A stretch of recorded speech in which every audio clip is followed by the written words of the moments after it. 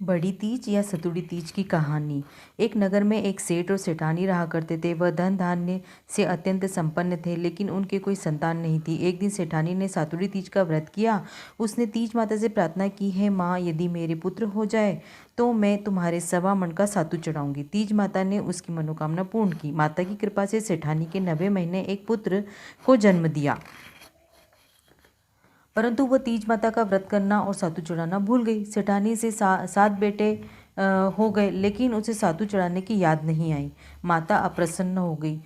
जब सेठानी का पहला बेटा विवाह योग्य हुआ तो सेठ जी ने सुनिश्चित कन्या की तलाश कर उसका विवाह कर दिया। विवाह की पहली रात पुत्र को किसी सांप ने डस लिया और वो मर गया। इस तरह सेठानी के 6 बेटे विवाह होते ही मर गए। अब सबसे छोटे और 7वें बेटे की उम्र भी विवाह की हो चुकी थी। सेठ और सेठानी अपने बेटे का विवाह नहीं करना चाहते थे। उन्हें डर था कि यदि उसका विवाह किया गया तो वह भी मर जाएगा। गांव के लोगों ने बहुत समझाया, पर सेठानी अपने बेटे के विवाह के लिए तैयार नहीं हुए। वह सुयोग्य लड़की की तलाश में बहुत दूर तक निकल गए।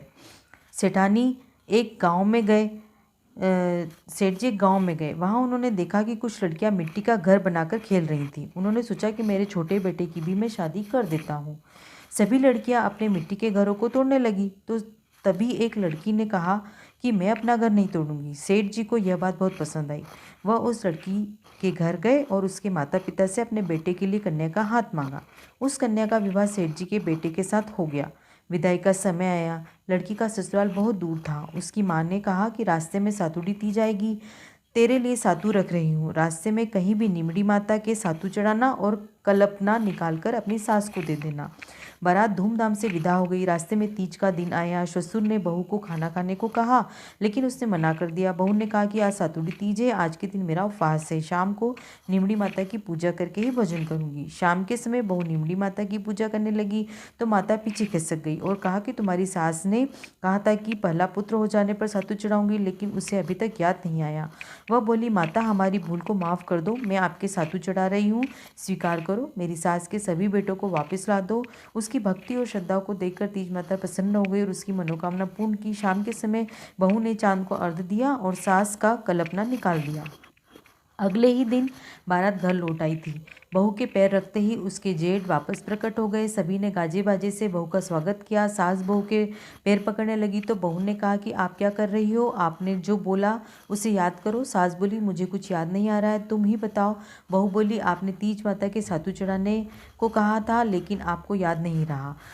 तब सास को अपनी गलती ज्ञात हुई। उसने तीज माता से क्षमा मांगी और जब 12 महीने बाद सातुड़ी तीज आई तो उसने 7.25 मन का सातु चढ़ाया। उसने तीज माता का व्रत किया और कहानी सुनी। हे तीज माता, जैसा आनंद उसे दिया वैसा सभी को देना। कहानी सुनते को, कहते को, सभी की मनोकामनाएं पूर्ण करना।